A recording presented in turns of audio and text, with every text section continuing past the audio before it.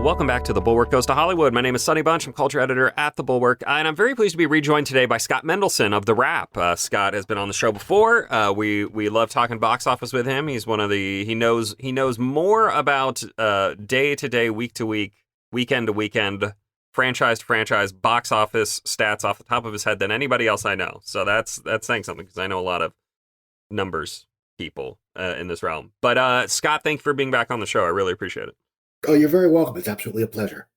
So, Scott, here's we were discussing this a little bit right before the show, but here's my big question. If you are a stats guy, if you're a numbers guy, what specific sort of number are you looking at for Guardians of the Galaxy Volume 2? Or, I'm sorry, Volume 3.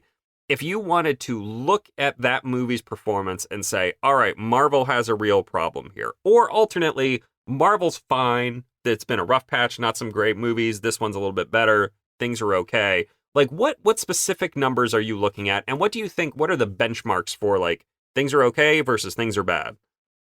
Well, frustratingly enough for the discourse, it's sort of in the middle. Guardians of the Galaxy Volume 3 and Black Panther Wakanda Forever were the two installments coming up that everybody assumed would overperform because they were franchises that were very popular unto themselves. You know, you had a fan base that was into Marvel, that was into superheroes in the generic, and you also had people just really like those franchises specifically. So there was a hope that they would significantly overperform. And at the very least, even if, you know, the post-Endgame slump was real, that those films are going to get sort of a shot in the arm. I would argue Wakanda Forever more or less did. The film did do $455 million domestic, and it did another, I think, $855 worldwide without a penny from China. China contributed, you know, even in the good times of China, by the way, they were giving around 95 to 125 million for a given Marvel movie. So they weren't deal kingmakers. You know, yes, Captain America Civil War made 190 million in China, but that was, you know, over under 10% of its $1.155 billion gross. Now, what the loss of China over the last 3 years, more or less, did was, you know, it put films that otherwise would have done very well, like Thor: Love and Thunder, on the defensive because they'd only did $750 million. You throw in $100 million from China, that's $850 million, maybe 25 from Russia, that's $875, and, well, it made more than Thor Ragnarok. I guess it's a success. And even, you know, Doctor Strange and the Multiverse of Madness, without China, did $955, which was a huge upswing from the first Doctor Strange. But it was kind of sort of on the defensive because there was a narrative, and I don't necessarily agree with this narrative, that, oh, it's another huge Marvel movie. It's coming after Spider-Man No Way Home. Surely it will do $1 billion. It's like, with very few exceptions, $1 billion should never be the benchmark for any movie. Mm-hmm. You know, unless it's an Avatar sequel, or maybe the next Avengers film, $1 billion is never, you know, that used to be a rare and splendid thing. And I think we kind of normalized in a way that I think was harmful for, you know, both the coverage of the films and the films themselves. Now, Guardians is going to do around 700, give or take. Might do more, might do less. And to be fair, even in good times, 2017, you know, you had three very successful Marvel movies, Guardians of the Galaxy Volume 2, Thor Ragnarok, and Spider-Man Homecoming, which co-starred Iron Man, by the way. All of those films still only made between $850 and $880 million. So even then, again, $1 billion was not the benchmark for success. I do think we may be in a situation where Marvel films at their best are performing on par with Phase 2 pictures with a lot less from China and Russia, and that is dwindling there. Now, the issue that Marvel is facing, I think, is the failures of Quantumania, which was a terrible film and performed terribly globally, and Eternals, which that film has its fans. I'm not one of them. But at least it was playing in a slightly different sandbox. The problem with those films is the core hook of them was, hey, look, it's an MCU movie. Or come see how it connects to the big picture, which is something that Marvel didn't used to do. They let the internet do that for them. You know, Easter eggs, clues for the next movie, continuity this, et cetera, et cetera. But the films were individually sold as movies unto themselves. The hardcore fans may have shown up thinking that Doctor Strange and the Multiverse of Madness was going to be this giant status quo altering event, but Marvel and Disney never, came out and said that, and that was smart of them. That's why I was so shocked to see Ant-Man and the Wasp: Quantumania being sold as like the start of a new dynasty or whatever, because they were actually selling that as, come see what this means to the big picture.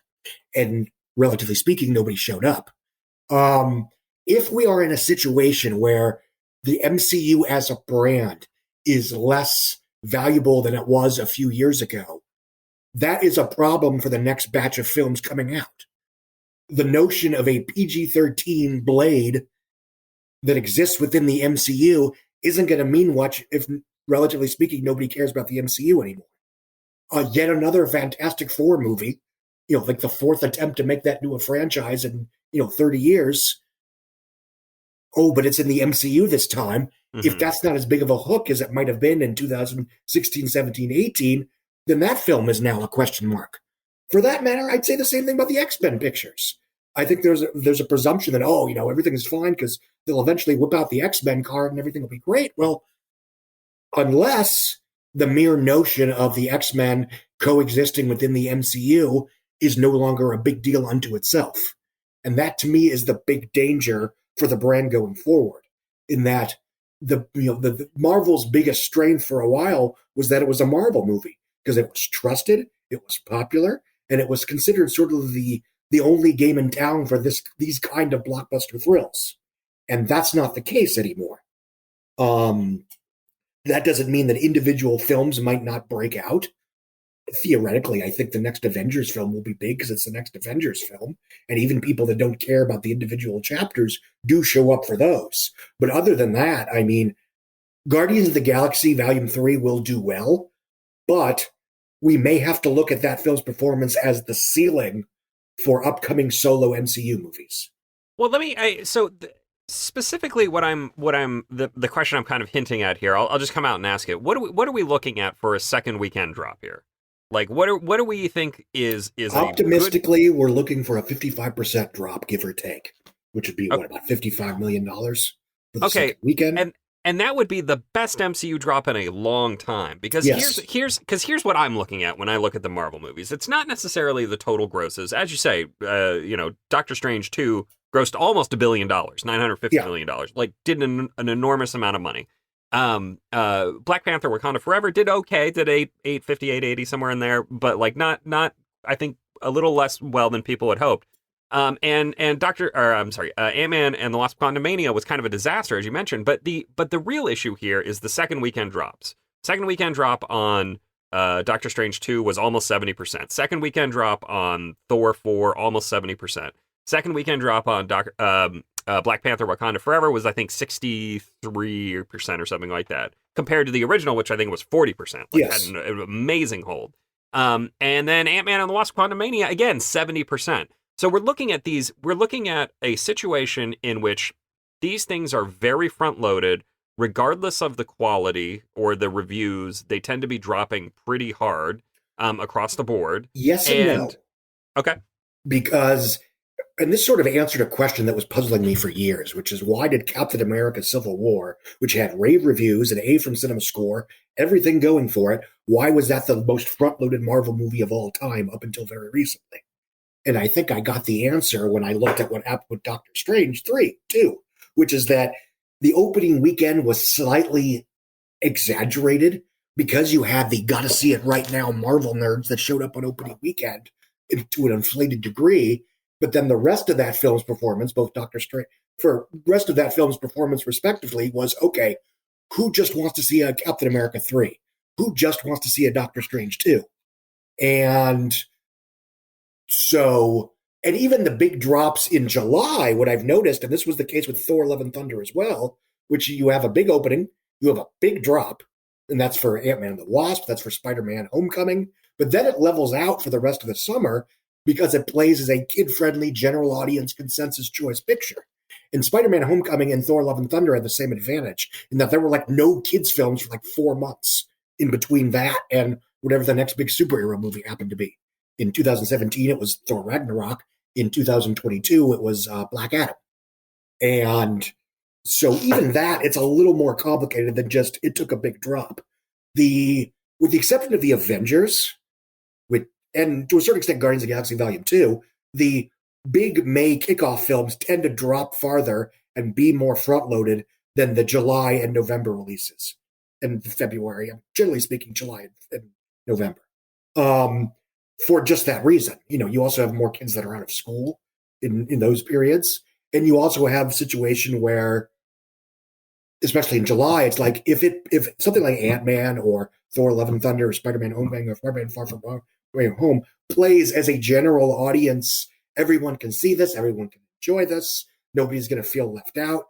And then, the legs will recover as they did with most Adam Sandler comedies in the late 90s, early 2000s. Those films would open with like $40 million, drop hard on weekend 2, and then leg out for the next month because they were consensus picks, general audience, easy picks for large groups going to the movies.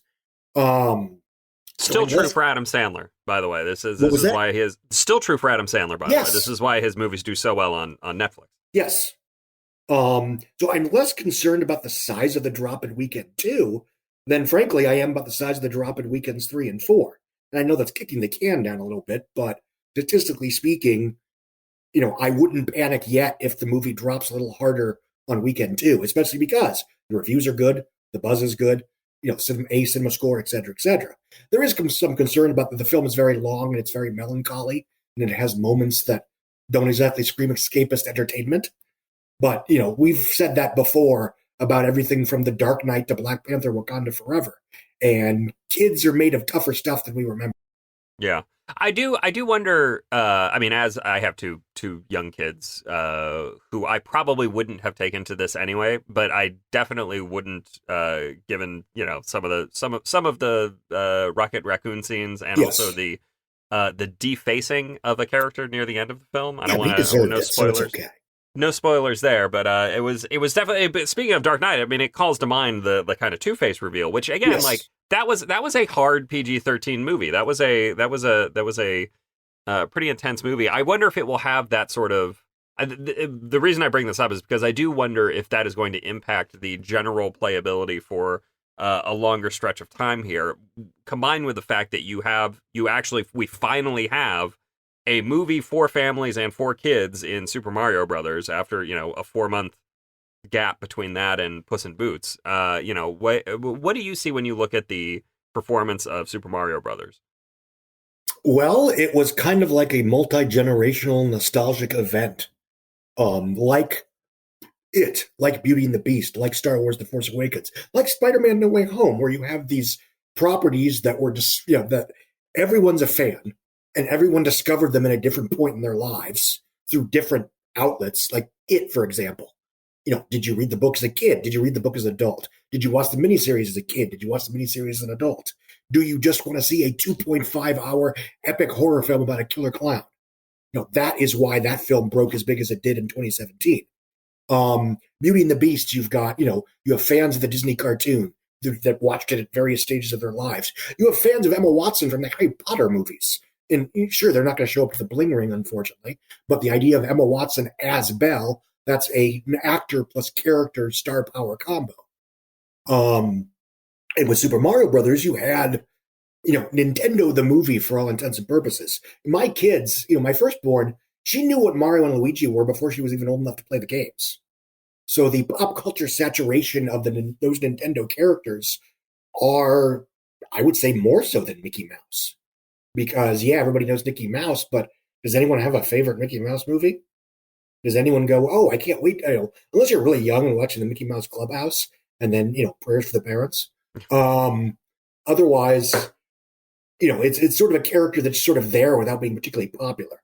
Mario is, Mario, Bowser, Princess, etc. They're popular characters. And they are played by actors that people like. The Twitter likes to pretend that everybody hates Chris Pratt, but spoiler, they do not. They might not have any strong opinions about him, but they like him. They recognize him, and while I don't think he's going to open some grimdark legal drama on his own, blockbuster franchise pictures with him in the lead, I think, do better than those without. I think Dungeons and Dragons would have performed better if it was Chris Pratt instead of Chris Pine, Ooh, regardless of who you like better as an actor, or better on-screen charisma, blah blah blah. But Chris Pine is not a draw. Most of them aren't draws. Let's be honest here. Unless you're DiCaprio or Bullock, it's with a lot of caveats. yeah. So I think Mario Brothers, it had the 4 month gap with no kids films. It was incredibly bright. It was incredibly colorful. The trailer played like an earth-shaking action film if you saw it in Dolby or IMAX. And even the negative reviews basically said you'll get what you want if you want a Mario Brothers. It was that most of the fans, I didn't review it, but even mine was like, I wanted a little more than just this. And again, it's the craziness of trying to pull this into some ridiculous culture war discourse. It's like, the film got majority positive reviews. Even just going by Rotten Tomatoes, got like 53% fresh or something, which means more than half the critics thought it was at least okay. Yeah. And B, well, I mean, the culture war stuff around here. I'm sympathetic to a point that you kind of hint at before, this suggestion that Chris Pratt is some sort of that he's hated or he's a cancer. This does not reflect in any of the box office data really, or the Nielsen's data. I mean, he was a huge hit on the Terminal whatever List. That show's called. I think the Terminal List. That did, I know I don't know the exact numbers because none of us do, but I think we can guess that a lot more people watch the Terminal List than Chris Pine's We Own the Night. Yeah. Or whatever that show's called. I apologize. Is it We Own the Night or We Are the Night? I can't remember. I can't remember. This is not about who's a better person. This is not about who's a better actor. This is about who can get people into theaters. And his Magnificent Seven remake with Denzel Washington did pretty well.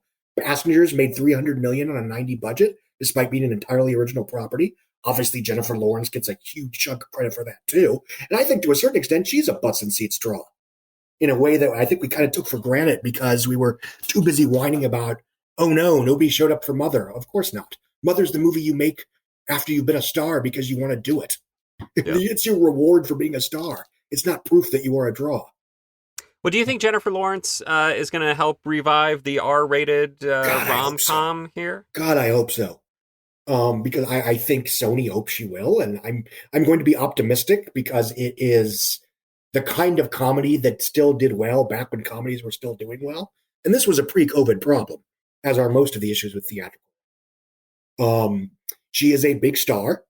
She, it's a fun, high concept pitch.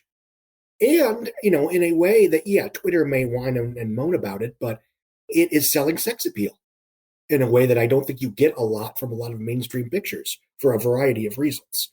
The name of the movie, by the way, is No Hard Feelings. The trailer came out a month or two ago. People were very interested and excited and kind of like, wait, do they still make movies like this? They are trying this summer. I have an article about that's in the editing pipeline. I'm hoping to drop it sometime this week, but whatever. Hollywood really is, by the way, read it at the Rap Pro when you get a chance. Or not, but please do. The Rap Pro. But no, I mean, this summer, Hollywood is really making an effort to release more live action comedies. You've got Joyride, which I've seen is terrific.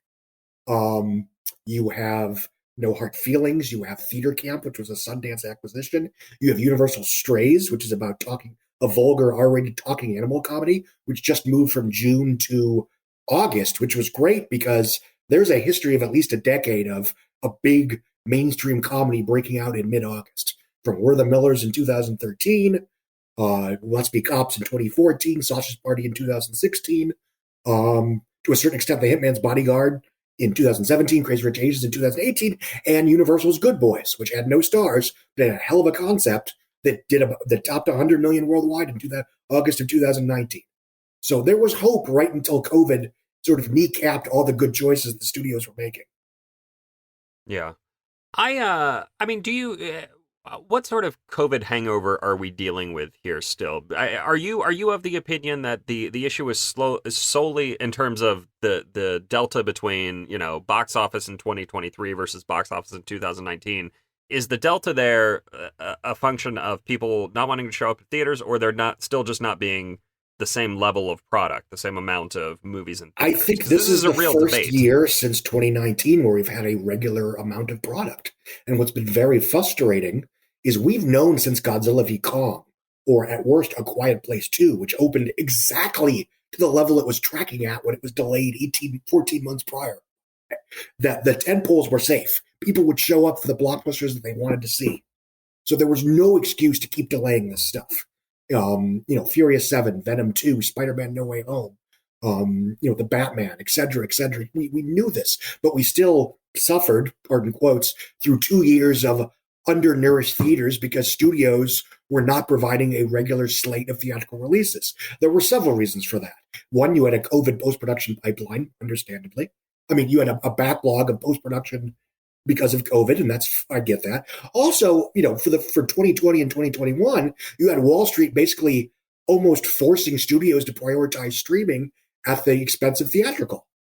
So they had to do what Wall Street was telling them to do, and Wall Street was telling them that the only revenue or profits or numbers that mattered were streaming, even though there was lots of evidence, even early 2020, that films that play well in theaters do better on streaming than those that just go straight to streaming, especially outside of the Netflix ecosystem.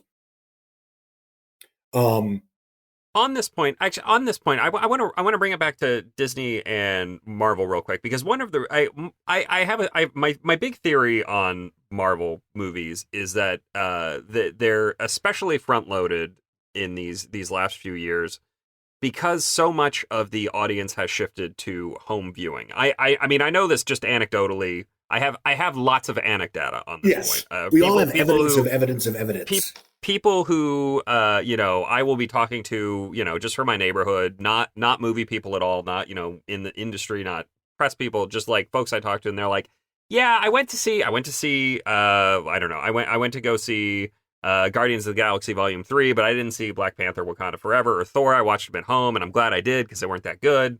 And I feel like I can watch more of these things at home going forward. Again, I don't even know how you would prove this statistically, but I do get the sense that a larger portion you have that front loaded, the people who are Marvel fanatics who are going to show up for everything regardless. They don't want to get hit with spoilers.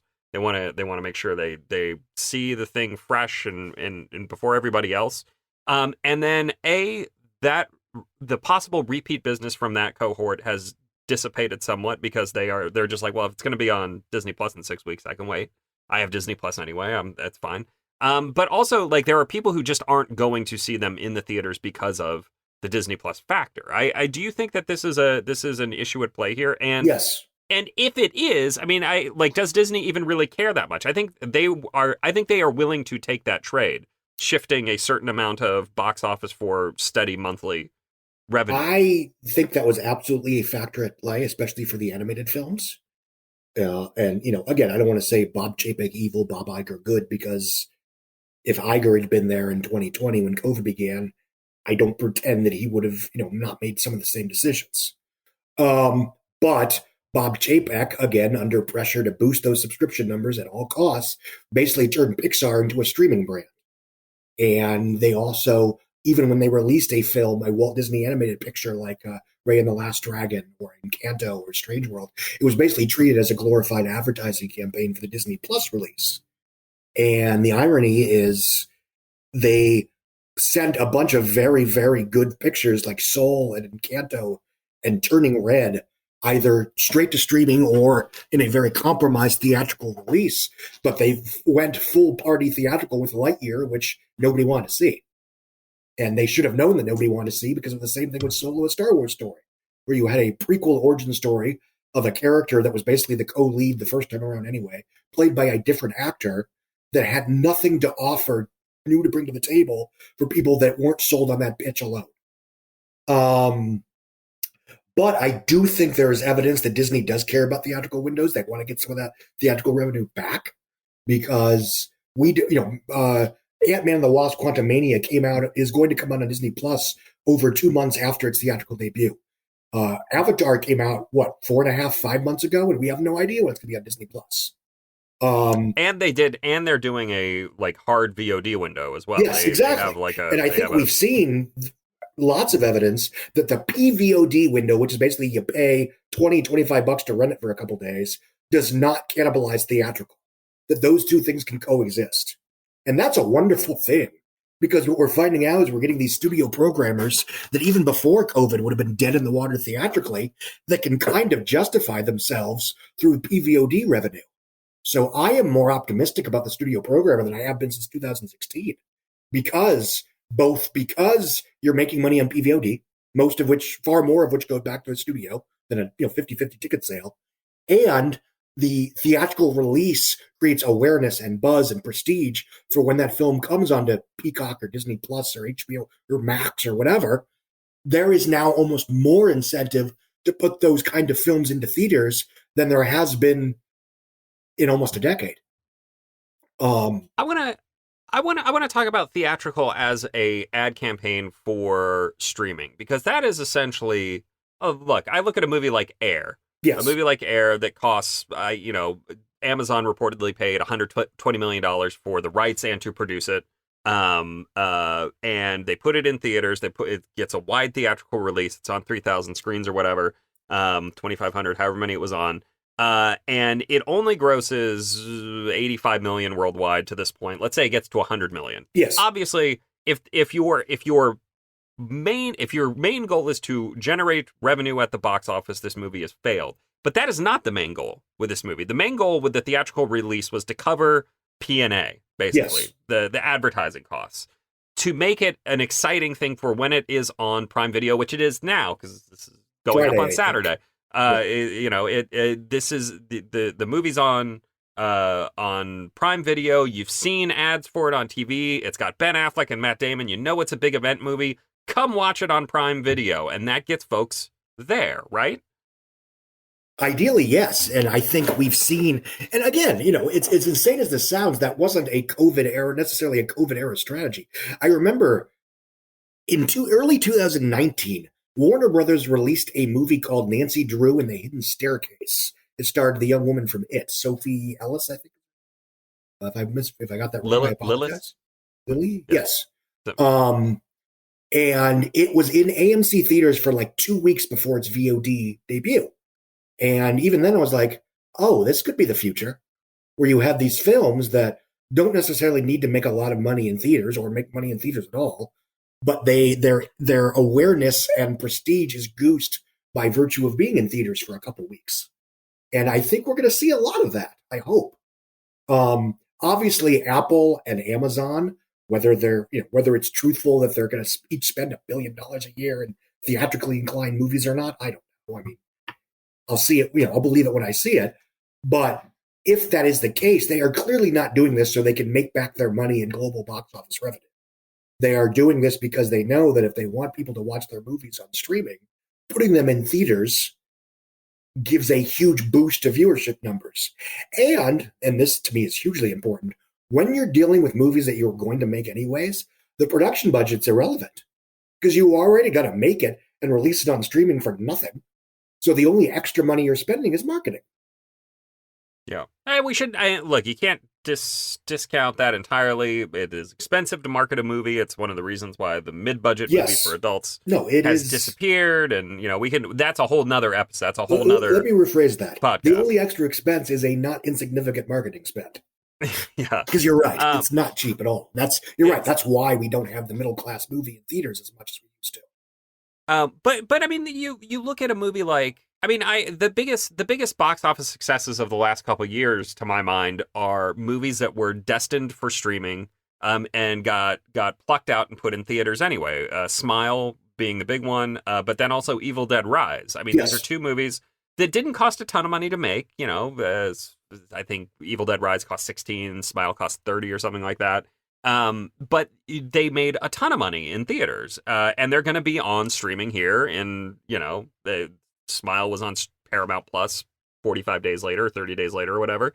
It still made a ton of money in theaters. That's just free cash. Evil Dead Rise again, it's at 120 million. It's going to top out at around 140 by the time it's done for a film that cost about $15 million to make. Exactly. So the the thing that has driven me craziest about the film industry over the last 3 years is this the way that everybody has kind of had to relearn that, oh yeah, you could make money in movie theaters. Yeah. You can do that.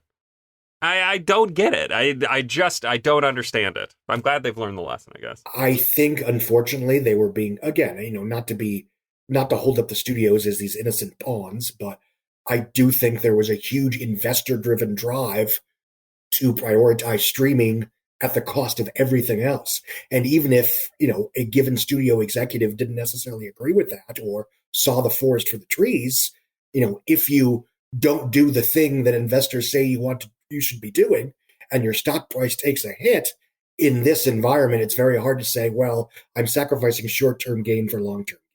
That's not the way the quarterly profits, and that's not the way the media discourse works anymore, the extent that it ever did.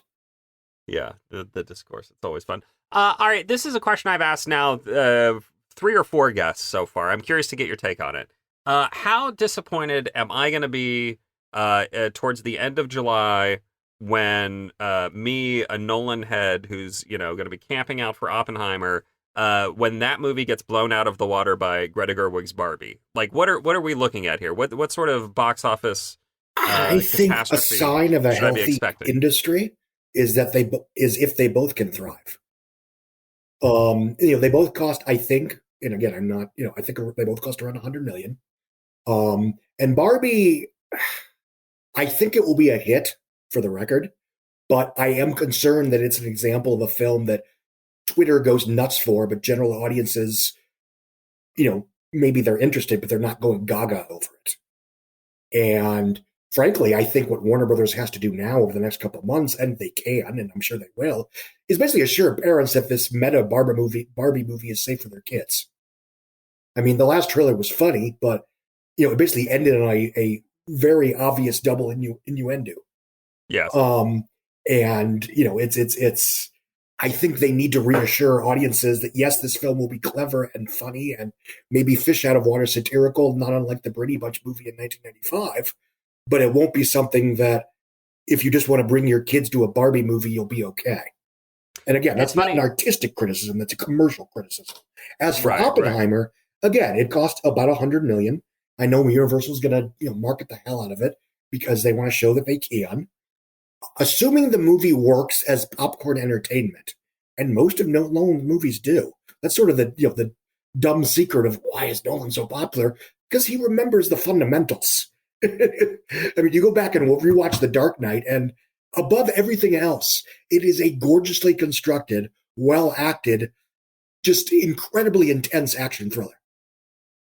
Everything else is I don't want to say it's gravy, because that's not fair, but it works as a movie first. And the only Nolan ripoffs that got that was Skyfall, which is a big reason why Skyfall made $1.1 billion 4 years later. Yeah. Because whether or not that's your favorite James Bond film or not, and it has issues, especially on reflection, in the moment, it's a kick-ass action adventure picture. So I think Nolan has very sharp commercial instincts. And I think if he's going to spend $100 million on a movie about the guy that helped invent the nuclear bomb, he's not going to make it a droll, slow art house walk in the park. I think there's going to be some commercial value there. Something to remember is that Interstellar opened below Big Hero 6 in 2014 and then legged out to about 177 domestic. There's going to be 188 domestic from a $49 million opening.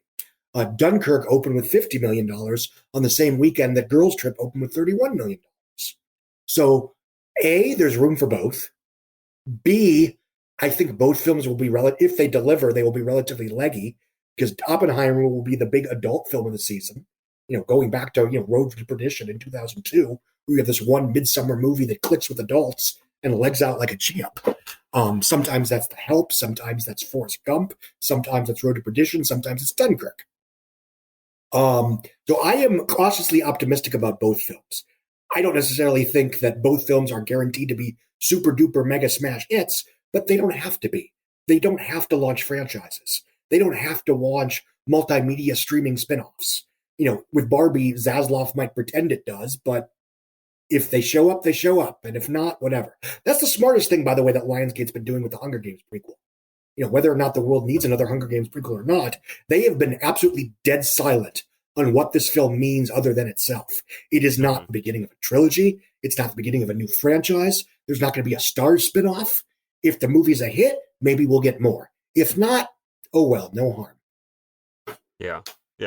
All right. Well, that was pretty much everything I wanted to ask. I always like to close these interviews by asking if there's anything I should have asked. If you think there's anything folks should know about the state of the box office or the business or what's headed, what's coming out. Something that I think is worth remembering, because Jeremy Fuster, who is the box office guy at Forbes, he's also the labor guy, so he's got more important things to do right now. He's sort of the point man on the WGA strike right now. But anyway, something he's mentioned this a couple times, and it's worth repeating.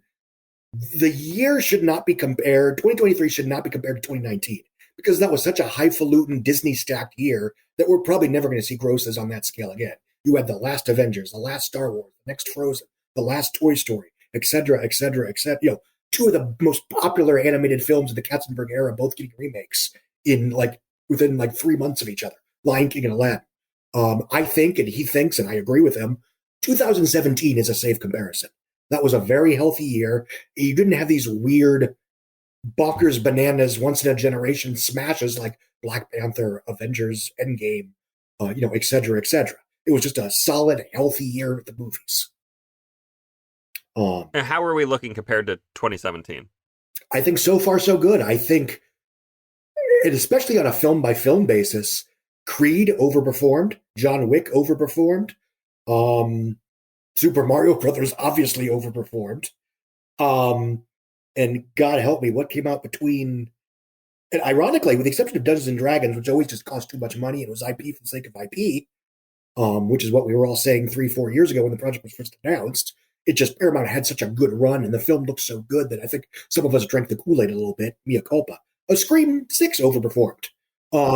That other than Dungeons & Dragons, the only things that haven't overperformed so far are the comic book superhero movies, which I think is very telling. It's interesting. It is interesting. I mean, again, this gets back to I do think we are, I'll just say it, I think we are in a kind of comic book fatigue type moment. Look at Shazam 2, which did worse than Morbius. Yes, can you despite believe it? Being a much better movie. Worse than Morbius.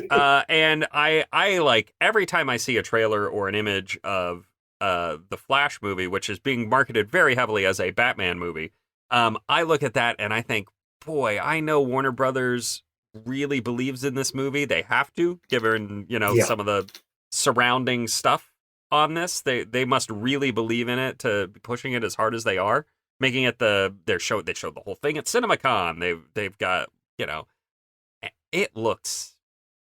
Well, I've seen it. Great. I was not a fan. There were lots of people that loved it. Okay. Jeremy, we were working together that week, and I think his thoughts, basically 7 out of 10, it's fine, are going to be the general audience consensus.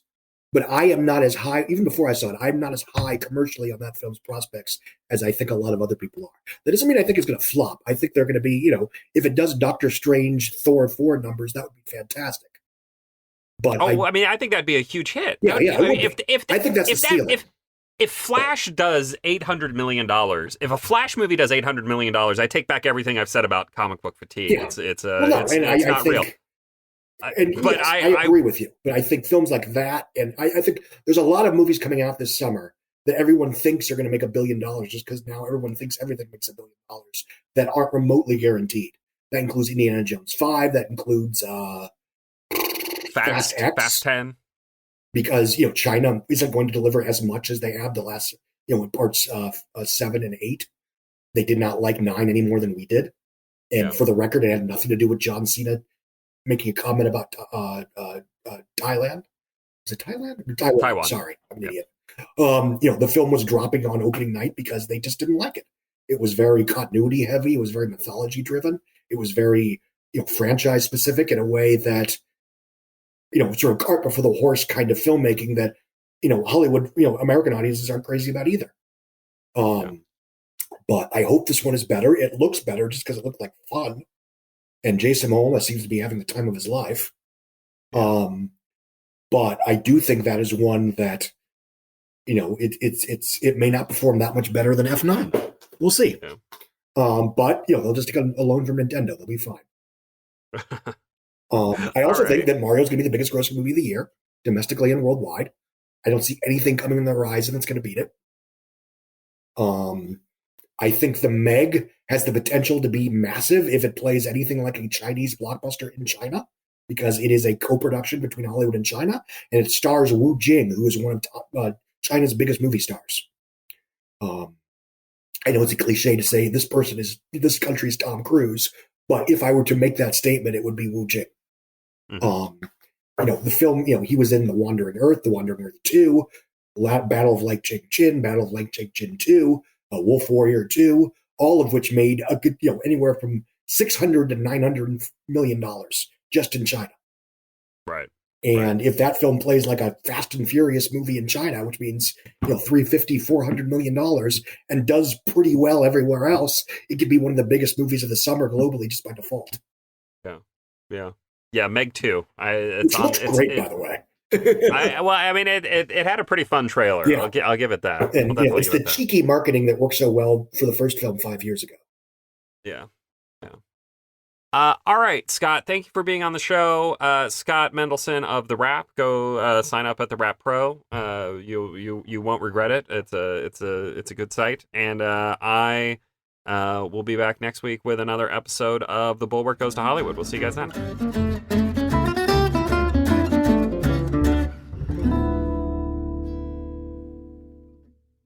You loved Lala Kent on Vanderpump Rules. Now get to know her on Give Them Lala. With her assistant, Jess. What you did not see is when Raquel arrives and she wants to talk to me, I made her sit in a corner. Explain.